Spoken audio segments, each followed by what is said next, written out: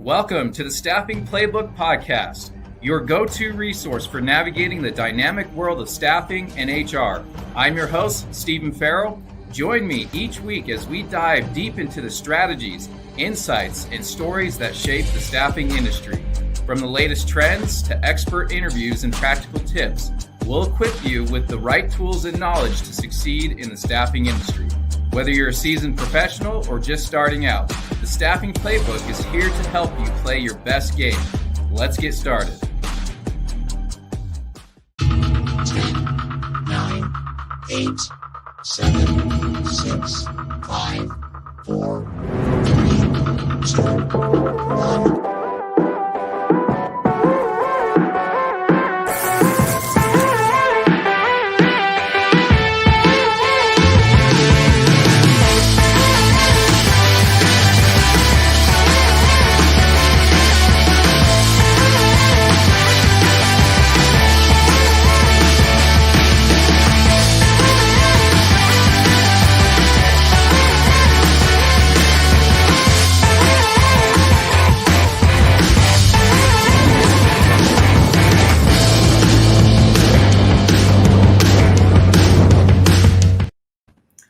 Welcome to episode 4 of the Staffing Playbook Podcast.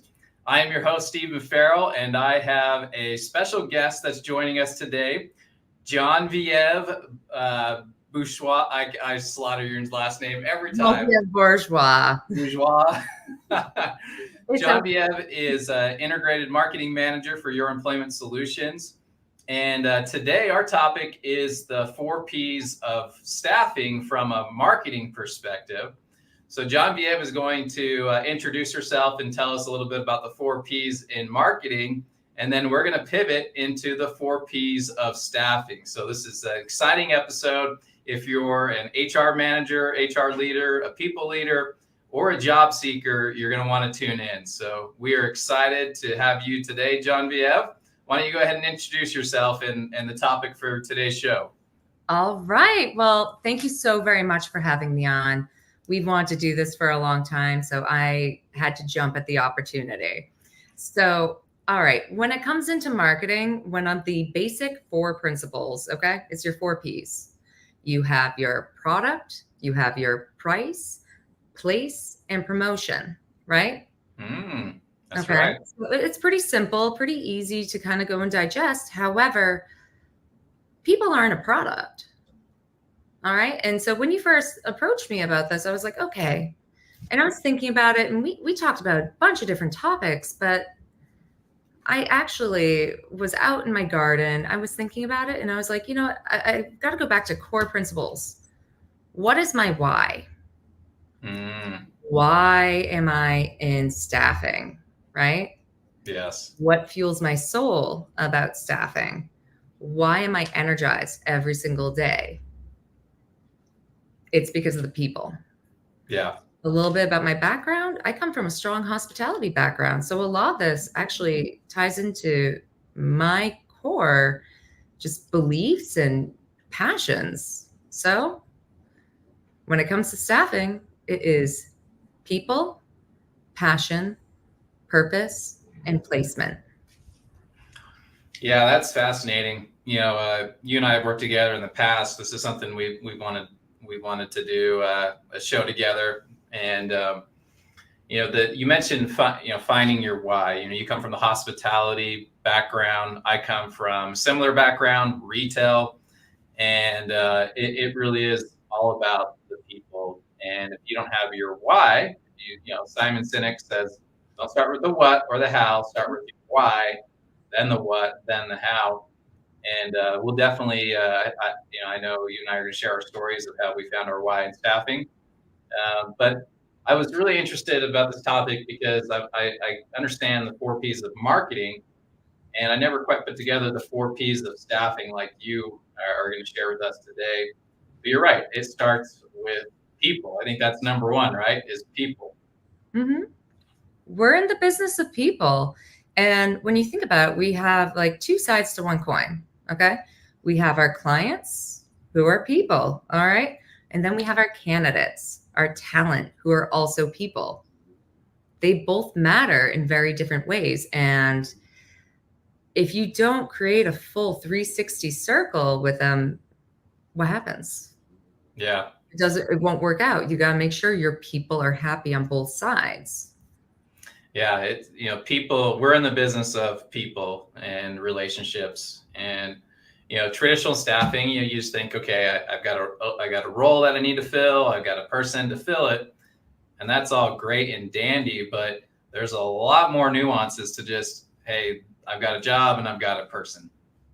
Yeah. I mean, and honestly, if you don't have the right person with the right placement, that's turnover. It's just not going to work out. And at the end of the day, that's a loss of time.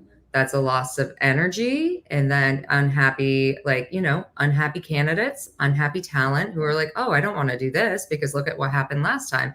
And then you have an unhappy client. And so that's where you've got to find the right people, match them up with the right role. It's a full circle, but you've got to be passionate about what you do, and you have to figure out the purpose of why we're doing it. Yeah. And a lot of the time, like, I know you and I, we both gotten calls from clients being like, I need these people within this amount of time. It's like, okay, Mr. Client, we're gonna do our best. However, we want to provide the perfect person, not just any person. That's right. Do you want the right person for the right role that you can count on long term? Or are you just looking to check a box and say, I've got that position taken care of, and then, we rinse and repeat a week later? And, I really get bothered by, when I talk to colleagues in our industry about what we do. And, I've heard terms like, hey, we've got inventory, right? We've got this great inventory for you. And it completely removes the people out of that equation. And people often complain, in these large organizations, that they feel like they're just a number, right? Oh yeah, no. And I remember there was one time many years ago with a previous company, and they referred to people as inventory, and my gut turned just in disgust. Yeah. And it actually still angers me. And it's like, no, I know what it's like to be a cog in the wheel. I think you probably do as well. Yep. But we actually have the ability to impact people in a positive way, where we can create stability and consistency in their life. And I've heard so many stories about, hey, no, when I first started off, I was living out of a Motel 6, right? And they were just looking for good, consistent work, knowing where their next paycheck's going to come from. We all have very different backgrounds. We're all cut from very different cloth. However, being able to provide consistency, paycheck, just all of that. And then we create all of that. And the next thing you know, they come to the office and they're holding a set of keys in their hand because they just bought their first house. And it's a beautiful thing. I'm so passionate about, because we actually have the ability to impact people's lives in a very positive way. Oh, hey, you're new to the city. Oh, you're looking for a job. Hey, perfect. We can get them to work immediately. Or if they need to transfer out somewhere, we can go and call up and be like, here, we actually have this location available in this position. Let's make an introduction. That way they consistently rely on us and know that we're working for them. That's right. I love hearing the stories from colleagues of, a gentleman came in, he didn't tell anybody up front that he's living out of his car, right? And we got him a job. It was the right fit. He just wanted a chance. Let me prove to you what I can do. And to have that individual come in 6 months later and say, hey, just so you know, I got promoted to a line lead, really excited about it. And what I didn't tell you when I came through your door is I was homeless. I was living out of my car. And now I've got keys to an apartment. I'm settled in, and I'm starting to add a little to my savings, and it's completely changed my life. Thank you guys. And it's we only hear that a few times, throughout the year, because a lot of individuals just, they just keep it to themselves. But when we hear those stories, it just fuels that fire for a long time. Mhm. Now, Genevieve, this is the staffing playbook. So let's get into the playbook. Let's get into the meat of it. So when it comes to people, I think it'd be great to start off with understanding our clients' needs as well as our candidates' needs. What can you explain our approach to understanding the needs of both clients and our candidates? Okay. So a lot of that, it actually is one of those things when it comes to our clients, we need to think about what are their requirements, what is their culture, and what are they actually looking for? Okay. Right. What are they looking for and how can we help them grow? Right. So we've got to understand what they're looking for because they may say one thing, but need something else. Right. So that's where building that relationship and figuring out it's like, hey, let's have a customized solution. I hear you saying this, but in the undertone, this is what I'm really hearing. Yeah. How about the solution? Okay. And that's where like just really trying to benefit the client because they are what again? They are people. People. They're people. They matter. All right. So that's where it really comes into play on the client end, right? But when it Yeah. comes to like the candidate, you got to go and think about, what is their skill set? What are their hours of availability? What attributes do they have? What are the things that really matter most to them? And then on top of that, it's like, what type of culture are they looking for? Right. There's an alignment of a value system. Yeah, I met with a new customer recently, and I asked for the job descriptions, the pay rates, the shifts, the hiring requirements, all of that, right? But I also asked for a copy of their mission statement, their vision, their values. I wanted a copy of all of that because I want to make sure the people that we hire not only fit the requirements from a working standpoint, but are they a cultural fit? Do we have shared values here? Because that is more important than just the skill set, is those shared values. Mhm. And it was really validating to see the client go like, wow, like normally agencies don't ask for our values and our mission statement and our vision. That's different. And it's crucial when you're trying to find the right candidate. You have to have values that are aligned with the organizations that you're going to place them at. I mean, even think about it like for yourself, okay? When you're looking for a new role or a new position, I honestly 100% like just like marketing, staffing tip, okay? Look into the company, find their mission statement, find their values, learn about their company culture. Because sometimes it may look great on paper, but it's really not. And a lot of it's actually already pre-written. Right. It's all out there. So Yeah. good It's little one thing to have a vision statement and values, posted on your wall. It's another to live it. And, when you're looking out for the best interests of your candidates, you need to validate that culture is alive and well, but before you go and sell it, because you're just setting up that person for a big disappointment when on paper values align, but that individual comes in, starts their first day, and they're completely shocked that those values are no longer there. Yeah. And a big part of our matching process, it actually all is managing expectations, like of ourselves and of others.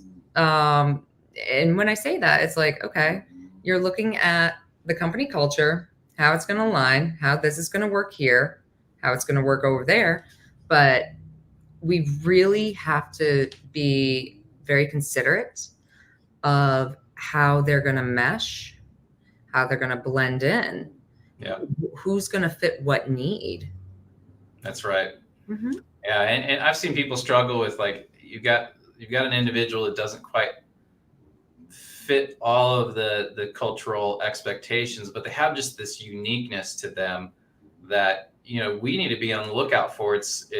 There's some candidates that come through that can actually add to the culture and make it better with their unique skill sets and their unique experiences and what they're deep down, what is their why. And you have to learn to be able to articulate that to a customer and be like, hey, this is somebody that is has a value system that is just unbreakable, right? Oh, You're going to want to get to know this individual. And that's where and why, like, honestly, this is why, like, recruiters, like a good recruiter, they will get to know the individual. It's like, I would love to go in here, like, what's your favorite color? You have kids? Yeah. Okay, what's this? And like, oh, okay. And like actually get to know them and like really actually like support them and engage with them. Even though there were times like in the past, I had someone go and be like, you know what? I really appreciate everything that you did. Unfortunately, I did get this really amazing opportunity over here. And then guess what? 6 months later, guess who they would call back? Because it was a bad cultural fit. And Yeah. they're like, I don't want anyone else calling me. I know you're going to find me the perfect position. That's right. And so that's where it's really relationship building. It's about engaging and really getting to know people. Yeah, and you can't do that in a 3-minute interview. No. I don't care if you have one position or 100 positions that you're filling in any capacity. You've got to take the time to get to know that individual and allow them to take the time to get to know you and the company. Oh, 100%. That extra 10 minutes will save you hours, days, and weeks of trying to backfill that individual. Mm-hmm. And frustration. And frustration. Oh, no, honestly, it really will. And that's where like people really matter. And this is where it's like honestly adding a personal touch, which is something that you and I, we've known each other for several years. Adding that personal touch, it does make a difference in really just developing relationships and watching them grow for success. Yeah. Yeah. And so I want to move into when it comes to people, the candidate experience. You know, how do we engage and support individuals, you know, at the candidate level to the customer throughout this process? And what kind of feedback would you offer? Okay, well, when it comes to this type of process, obviously, you know, someone they're applying, right? And then it's like, hi, Mr. Candidate. How are you today? Honestly, you got to engage. Like, we have more success rates, like smiling and giving them a call. Invite them into the office. Get to know them. Set up a time that works up like for them and with you. Yeah. You know? Take the time to get to know them. Like I said, it's like, okay, hey, what's your favorite color? I don't know, like Buddy the Elf. Buddy the Elf, what's your favorite color? Okay, like sometimes like you got to put in your personality and just actually just be genuine. And then even go and talk about like, hey, so even if they applied for one specific role and then you found out that they have this other skill set, it's like, I know that you applied to X, Y, and Z jobs, but I actually have something else that I think you're a little bit better for. Do you mind if we talk about it? And be like, here at ABC Jobs, this is what the position is. And because you have a background in X, Y, and Z, or, you know, it's like, actually, I think that this would be a better fit. Now I can go and submit you to both if that's what you would like, but I want you to think about it. And if you have any questions, I am more than happy to either find out or answer. It's kind of funny, but it's not. It's like we call it an interview, right? But often it's a checklist, and it's like, let's get back to doing an interview, right? That's where you're discovering, hey, maybe they're a better fit for a different role that they didn't apply for or didn't even know about. But because you're interviewing them, you're getting to know them, you're really understanding what, you know, their experience, their passion, and their value system, and you get closely aligned versus like, here's a checklist. Do you check 8 out of 10 boxes? Great. Oh, 100%. And actually, recently I was talking to one of my friends. They were interviewing for a job. They told me it was the worst experience that they had with a recruiter ever. And do you know what? It was like, okay, what's your name? What's this? Okay, all right, we're done. There was nothing about trying to get to know them. And like, they immediately gave me a call after their interview because I was It's like, I'm going to pump you up. I'm going to hype you up. They gave me a call and they're like, that was the worst experience ever. Yeah. They're like, I never want to go and even try to apply for that type of job or anything that this staffing agency has to do with it, because they were just checking boxes. That's right. And this emerging workforce, they care about what companies represent and what their value systems are and what their vision is. It's not just about a job and a paycheck to this emerging workforce. It matters to them who they work for. And as a company that's interviewing individuals, you have to remind yourself of that. You're not just interviewing them; they are interviewing you as well. Oh, and you want that. You want that to be the case.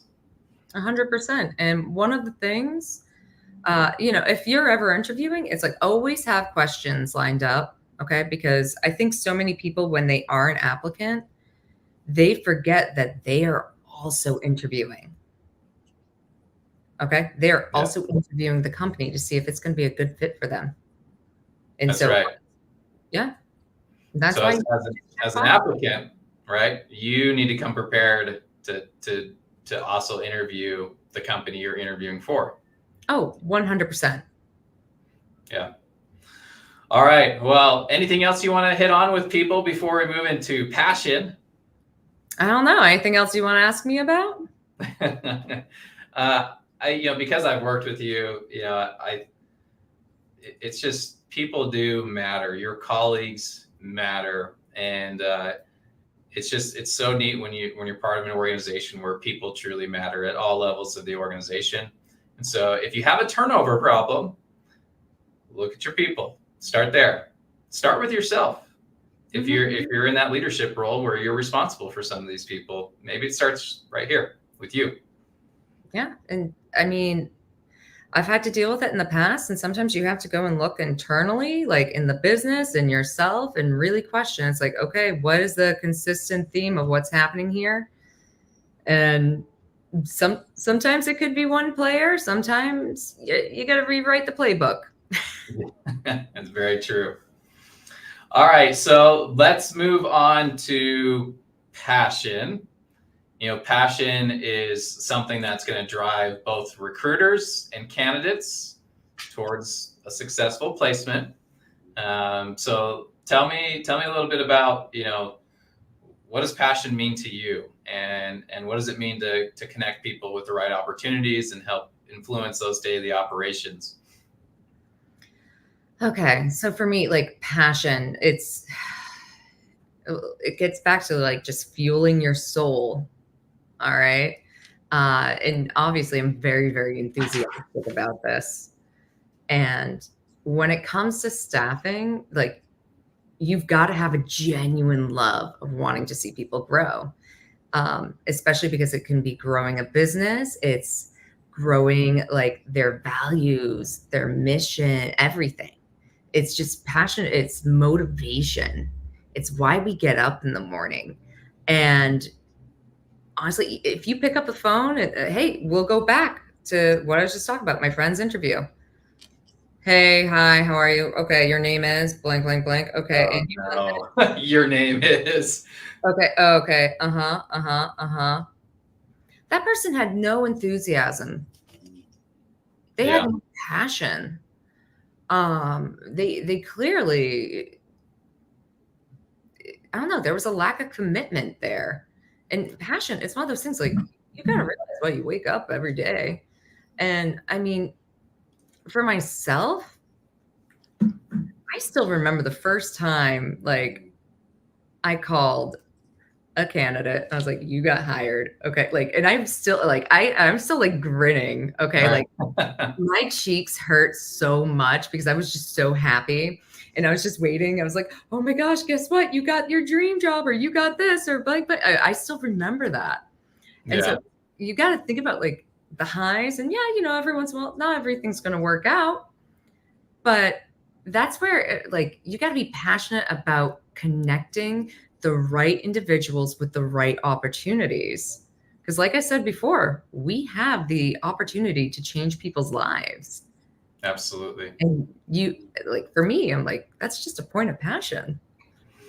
Yeah, and I think a lot of recruiters and hiring managers sometimes forget to share that passion with the candidate, to tell their story of why they're here today interviewing you. I got into staffing by accident, and I was in retail management consulting. I had 500 employees, like, just loving life. And then life took a turn when we had my second child, my daughter, who's got a rare genetic condition. She's only one of 20 known people in the world that have it. And I was on the road 3 weeks out of the month, and I knew I needed to be home. And so I called my executive coach at the time and was like, I've got to get out. I need to find a 9 to 5. I don't care if it's a banker job. Like, I got to be home every night for my family in this time of crisis. And like, all of us have things like that in our lives. And he's like, have you ever considered staffing? And I'm like, you mean those guys that I hire to remodel a store and only half of them show up? Like, no, thank you. And he's like, no, you should consider it. It's a lot like retail, and it's service based, and I think you would enjoy it. So he introduced me to, told me about a company in Utah. And, I met with them and I got into staffing. Had lots of fun. My first 2 years, grew the business like crazy. I was a bull in a china shop, learned some hard lessons there. And 2 years in, I'm thinking to myself, this is fun, but I haven't found my why. I'm going to get out.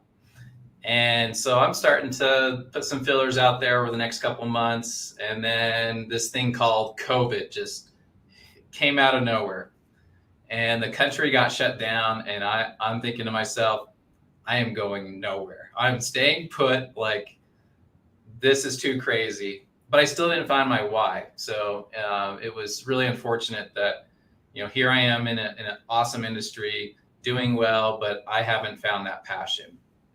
And so later that year, I had a customer, medical device customer, that we were having a really hard time staffing, low wages, strict GMP requirements, strict hiring requirements. And we had 200 and plus openings in the building for months on end, couldn't get them filled. Because of their COVID policy, they had on average about 250 people absent at any given time. And so this plant is short about 500 people. And these are medical devices that people need to live. And I get an invite for a meeting with the leadership team where, they start discussing with me the current situation where, like, people's lives are on the line if we don't get these positions filled. And so, Steven, help. What can you do? And I'm like, hey, raise your wages by $4 an hour and I'll get all those positions filled. And it's like, sorry, we have fixed costs, government contracts, can't do that. I'm like, okay, well, that sucks.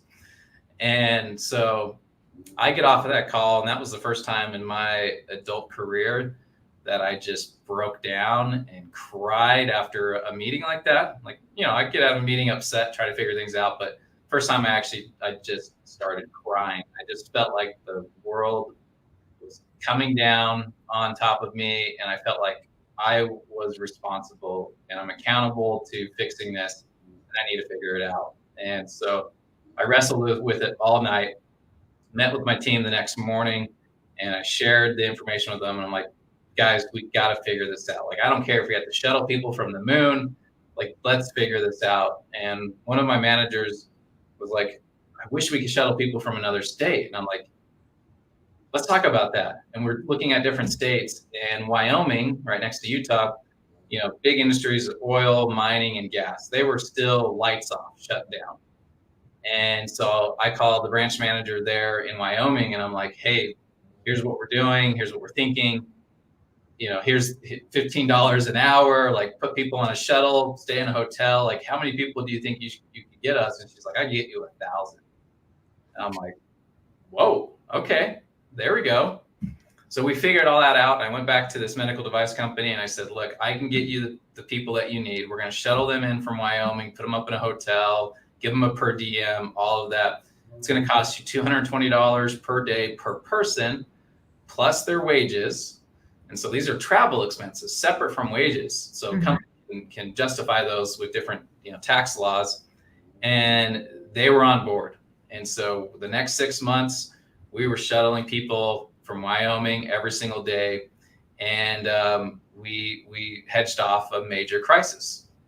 And I remember the director of HR at the end of this, when we were sunsetting the program, she reached out to me and she said, "Stephen, I don't know how to tell you this, but you saved people's lives." And she's like, "What you and your team did is just truly excellent. I can't thank you enough." And here's the second time I'm crying. I'm just like, I'm so glad I wore waterproof mascara. I'm just like, oh, see, And I'm verklempt. it was that moment that I found my why, my passion. It was like, I don't care what happens to me in the future in this industry. There is no other place I want to be than here, doing this great work, helping customers, changing people's lives. And so I share that story with a lot of candidates that I interview, because I want them to know that, it's not just about our mission and our vision and our values. Like, this is how I look at our industry. This is how I look at the world, and I want to help change people's lives every single day. And I think that needs to be stated for anybody that's recruiting people. Share your why, share your passion. And if you haven't found that doesn't mean you need to just call it quits and leave. I challenge you to go and find your purpose, find your passion, find your why. Exactly. I'm verklempt over here. Well, talk amongst yourselves. I'll give you a topic. Rhode Island, neither a road nor an island. Discuss. So let's move in when it comes to passion. Yes. How do we like tease out the candidate's motivation and their passion? Okay. So honestly, you got to figure out, like, what is it that drives the candidate? What is it? Okay. Is that by asking them, like, directly? What No. drives you? No, you got to think about it. It's like, what is it that drives them? Okay. Some people could just be like, oh, monetary purposes. Okay. That's fair. But like I said, it's like, you got to get to know people. You got to talk to them. And the most important thing that you can do in both sales and in recruiting is listen. Okay. Tell me more. And so it's like, oh, okay, great. Even if you ask them, it's like, hey, what are your hobbies? Oh, okay. What do you like to do in your free time? Okay, obviously, I'm starting the botanical gardens here. Is that what that is? No, yes, they're all I real. thought that was a green screen. They're all real. But so obviously, I'm very passionate about gardening, and I love doing it. It's something that makes me very happy. And so it's just, when you ask someone about something, or if you find out, it's like, hey, no, it's like you learn a little bit about their family. Okay. Oh, great. Okay. With your family, anything that we need to know when it comes to scheduling, Matt, like schedule X, Y, and Z, because you can go and ask like pretty loose-ended questions, but you can find out a lot. And then it's like, oh, well, okay. You got to pick up your daughter. Oh, how old is she? Oh, okay. Really? Oh, that's a fun age. And then you learn about what's her name? Okay. Oh my goodness. And then it's like, oh, wait a minute. So you're coaching their soccer team, and that you get to actually knowing people, and people, they will go and show you what they are truly motivated about, because it may not be 100% what they're passionate, but what is their motivation to work? Right. When you hear someone that driving force. And so you got to find out what's interesting for them. What are their top priorities? What are their top needs? Yeah. Yeah, I really like what you hit on when it comes to, they're talking about their hobbies, what they're passionate about outside of work. And, you have to ask yourself, okay, well, how does this tie into what we do? But it's like, oh, what you coach your kids' soccer team, you volunteer for these things. Maybe you're helping with some, Boy Scouts or Girl Scouts. And all of a sudden it's like, what this person's really telling me is they want a work-life harmony, right? That exactly. They want to have that flexibility. Yeah. No, seriously. And if part of your culture is you embrace and promote work-life harmony, it's like, wow, I just found some values that we're aligned on.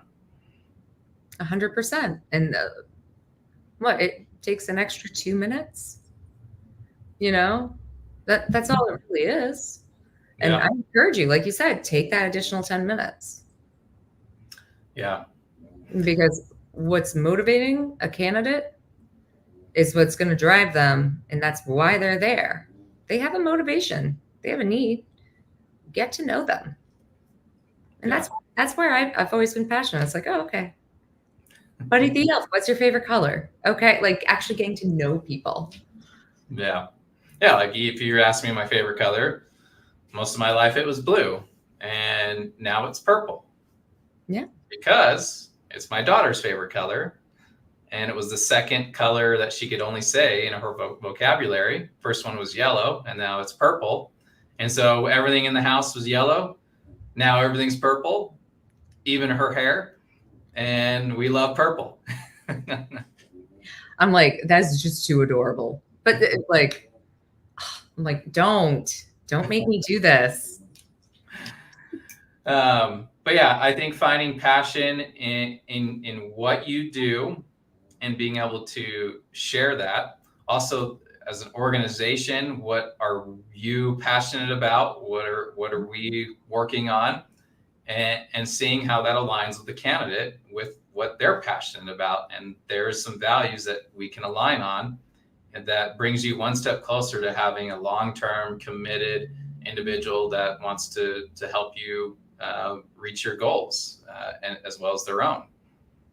Absolutely. 100%.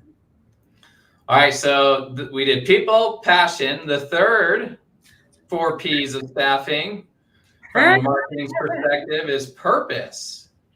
Yes. Okay. You ready? I am ready. Hit me. All right. So, I mean, when you got to think about purpose, all right, it really involves like your core mission, your goals, right? And it's why the company exists and what we are achieving to like work for and strive for, right? Yeah. You got to have a purpose, right? What? Yeah, like that guide, right? What's the overall like purpose of what we do? Mm-hmm. And that's you have to have a mission that drives your approach to staffing. You have to ask yourself as a company or business owner or recruiter, like, what is that mission, and how everything should be pointing to that mission, everything you do. Exactly. And if it's not, then you got to scrap it or realize it does not fit. Okay. Unless if it's going into that direction of your mission of what you're doing, that's just gravel. Okay. Think about everything else that you're doing in like gold, diamond, platinum. Yeah. All right. And then you got like copper and rubies. If you have something that is not directly, that you can't figure out, if there's a weird squiggly line, no, that's gravel. Put it aside. That's not part of the mission. That's not part of the purpose. Yeah. Our CEO, Reed Laws, we used to have a slogan, the right people, right people on time, something like that. I can't even remember, right? Just the traditional staffing, like, we're going to find you the people in the time that you need them. And, he recently, got the executive team together, and it was like, really, what is our purpose? Like, what is that key vision? And, he came up with, through simple human kindness and friendship, we have a place where every person is valued and progressing. That is our vision. So everything we do, and every conversation, every initiative, every new thing that we're working on, he always redirects us and says, does this point to the vision? Through simple human kindness and friendship, we have a place where every person is valued and progressing. It's not, hey, let's fill the right people on time the first time. It's not, let's get all our orders filled. It's not, get people hired, have a net increase. It's none of that. It's just Through simple human kindness and friendship, we have a place where every person is valued and progressing. If what we're working on doesn't point to that, if the people we're meeting with, whether it's clients or candidates, if they don't fit into this mission, into this vision or purpose, then we're doing the wrong thing. 100%. And that's one of the reasons why I'm here, because you can go and create positive impact and think about how we can go and help transform someone's life, right? Oh, here, we started working, like you start off working in this role, they can get promoted or they can learn a new skill set, right? And here's an additional class, or here's a couple things over here. Would you like to, I want to say the word understudy, but like, you know what I mean?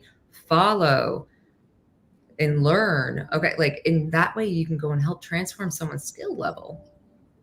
Yeah. And like, that's leveling people up. And if that's one of the best things that you can do in life. Yeah. Couldn't agree with you more. And so any other words on purpose before we move into placement? Well, I think we just got to kind of think about just one more thing when it comes to purpose. Like think about our impact, right? And our purpose is the way how we impact people, because it can contribute to both success and growth within both candidates and clients, right? Just to kind of go and sum this up really quickly. And then also just thinking about alignment and how this is going to lead into the next thing, which is what? Placement. Yes. So think about how it is our purpose to go and align the needs and expectations of both our candidates and our clients. Bum, bum, bum. Let's talk about placement. So that's the net result of the first three: people, passion, and purpose. Mm-hmm. So the last P, placement. Tell us about it.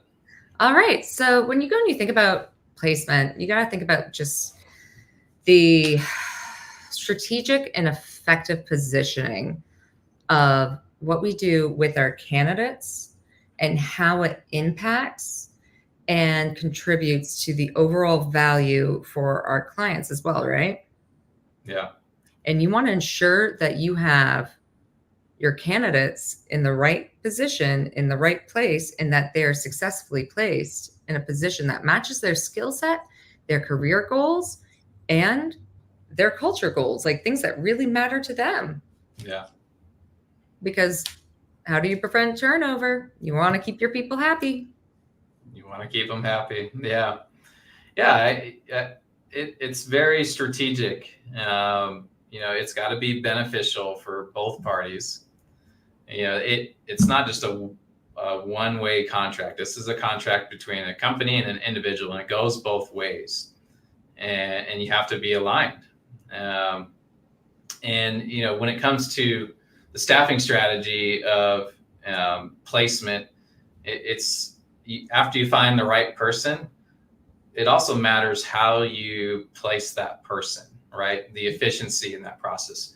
Yes, we need to be thorough and make sure we've got all, everything checks out, but doesn't mean we've got to take our time. We've got to be efficient. We've got to be quick, because we're not the only company looking for a great individual like this. And so you've got to learn to also build this whole process to be more efficient, so you can hold on to that individual and get them on board. Oh, process efficiency. It's so important. And just to kind of put in layman terms, people got to eat, Yeah. People got to eat. And that's something like I've had to break it down as basic as that. And that's where, when it comes to that, like time to hire, how long does it take? What is your conversion ratio? Okay. When can this person start? And actually, one of the most fantastic things that I found out about Your Employment Solutions is that if a client actually has a different pay structure than what we would traditionally have, we actually will go and get our associates on board on the same one, because if they do transition over to a full-time role there, they're not going to have to miss a beat. Yes, mirror their pay cycle. I find that to be amazing, but I mean, efficiency, and especially in times like this, you never know what's going to happen. So you want to make sure you keep that really good talent and you connect them with the right people. I have a pop quiz for you. Oh, no. How much time do you have to reach a candidate that applied to a job in your mind before you start losing some? Oh, honestly, back when I was recruiting, it was like, we actually had like KPIs on this. We had to reach out to people within 2 hours. Yeah. So I read a new stat that said you have 10 seconds to reach your top candidates before you lose 8% of them. 8% in 10 seconds. Oh, and then it drops down to you lose 40% within 2 minutes. Like 8 seconds to 2 minutes. I may have some of the numbers wrong, but it's pretty close to that. And I thought, wow, like, because the job market that we're in today, you post a job and you're getting hundreds of applicants applying, and you got to them quickly and find the right ones that are a good fit, that stand out from the rest. And according to some of this new data, you've got about 2 minutes to do that. Oh my goodness. All right. You're going to have to share that with me, because like 2 hours, that's kind of the pushing it. And that's including like the average of, okay, you work a 9 to 5, you go home, you wake up. Okay. Because once you get new people into the funnel, you do want to be tackling it, but there could be people who applied, I don't know, at midnight. There could be night owls like myself being like, oh, let me go look at this and apply. Why am I getting a call from this company at 2 a.m? All right, 201 or 102. Like, you know what I mean? I'm like, ooh, that would kind of freak me out. But honestly, I do want to see like the statistics on that, because honestly, it used to be 24 hours. Right. And that was just a few years ago. Yeah. Well, if you think about it, you're online, you're looking at different companies, and you hit the apply button, and then you're continuing, right? You continue down to each company. And so if you hit the apply button and then 2 minutes, you get a call from John Viev saying, hey, I just got your application. I am really impressed with your experience. Do you have time to chat, or would you like to schedule an interview? But I'm really impressed. Like, I'd love to chat with you. Oh, I would be really impressed with that. And if it was a bad time, I'd be like, okay, here, can we set this up? And most of the time it could be like, all right, no, I'm like trying to, I don't know, walk the dogs or something. I'm like, nope, let me just get more settled and in that mindset. But I mean, I would be very impressed. Well, and as a candidate, exactly, you don't have the need to go and keep applying at that point. You're like, oh, it stops right in the tracks. Yeah, that's right. So, so efficiencies matter in the placement process. Measuring the success of your placements, of the attrition in your building. You know, you as a recruiter, it doesn't just stop with the job offer, right? You've got to see this all the way through. Mm-hmm. And that's where you need to make sure you are following up. Okay. Even it's like, hey, on the first day, it's like, be like, hey, want to wish you all the best of luck. Blah, blah, blah, blah, blah. If you need absolutely anything. And then, you know, after like, or even at the end of the day, be like, hey, I'm just checking in. I want to see how your first day went, because if there's anything that is not fitting, especially within the first week, like you want to, I hate to be like this, but you got to be a little bit annoying the first week. Hey, I want to see how your first day went. Congratulations. And it's probably going to be beautiful, but maybe by day 3, they're like, you know, this actually isn't a little bit, this is a little bit weird, or it's not really lining up with what I thought it would be. And then that's where you have the like chance and the opportunity to be like, hey, Mr. Client. So with Mr. Candidate over here, we're noticing that there's something going on. Can you help address this? And then this way you can go and correct it and prevent like fast turnover. Yeah, I remember I had a corporate recruiter. We both know her, Lisa Watson. Yes. You know, she when I first started at the last company that I was with, she called me on my first day and congratulated me, asked me if I had any questions, which I did. And she, of course, followed up. And then at the end of my first week, Friday, she called me, congratulated me, asked me if I had any more questions, and thanked me for considering this organization and being part of it and bringing value to the team. And it was such a neat experience. And it made me feel valued, made me feel like, wow, I made the right move. Yes. And I had a very similar situation. And it was one of those things actually, because I had multiple recruiters talking to me because they were trying to figure out where I was going to go. Even someone who I maybe started off the process with, but I ended up with a different brand. Mm-hmm. And with that being noted, it's like, I got a call like 3 times that week. I got a couple of emails. I got like messages. It was actually really nice. And just that personal touch, even though it's just like 5 minutes of your time, following up, because that's how you're going to be able to measure and track what success you're having just then. And even in the like following weeks, I would go do like check in the next week. All right. Oh, hey, just want to make sure you're still having a great time. All right. And even on that 30-day mark, okay, even 6 months in, like honestly, just even send like a quick little text message being like, hey, I'll be like, hey, Steven, this is Genevieve. I just wanted to check it out and see how you're doing over there. Yeah. Let me know if you need anything. Still here for you. Yeah.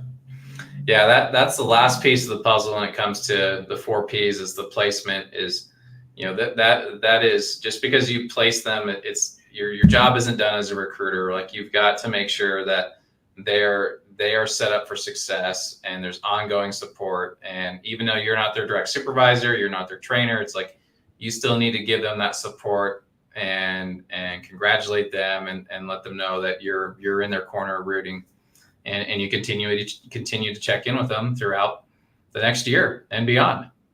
Oh yeah. And that's kind of where it brings us all right back. All right. We went through all circle. It brings us all the way back up to the reason of why. People. Yeah. People matter, and it's so important just to build relationships and then maintain them. It's how we can prove our dedication and our purpose. And overall, like we can, like everyone as a whole, we can all achieve success and satisfaction. Yeah. All right. That goes for both candidates and clients. Yeah. Well said. Yeah. All right, bring it home. So let's wrap it up. Let's recap the 4 Ps and some tips, and we'll call it a show. All right. You want me to take it away? Or Go ahead. Okay. All right. So when it comes to the staffing version of the marketing 4 Ps, we are talking about the importance of people, passion, purpose, and placement. Your people matter. All right. You've got to have passion about what you do and why you do it. Your purpose. Why are we doing this? And what does this represent about us? And then placement. How do we make a beautiful full circle out of 2 sides of a coin? Yes. And then those people that we just loved through the whole process, now that down the road, they'll be likely given an opportunity to do the same for someone else. And so we're setting that example and it just comes full circle. You've said that a few times. It just comes back full circle. We continue to bring people into the organization through the right way with, focusing on people, the passion, our purpose, and how we take care of them through placement. So 100%. Well said. That's why we're here. That's why we're here. So I want to thank everyone for tuning in. I want to thank Genevieve for being such an awesome guest today and just bringing the marketing perspective into staffing with the 4 Ps. And comment below if you've hit on any of these 4 or all 4. Share your stories. Love to hear them. And we'll see you next week on Friday. I've got our CEO, Reed Laws, who will be talking about the workforce gap in the coming years. And the birth rates have been declining and what that looks like when we reach 2030, 2035, 2040. and how you can prepare for the future workforce, or I should say, lack thereof, and how to hedge against the future to make sure you've got the right people and you can grow your organization. So tune in for that next Friday. All right, John VF, thank you. Yep. Thank you. Thank you for having me on. It was a pure pleasure. And we'll end the show with a message from our sponsor.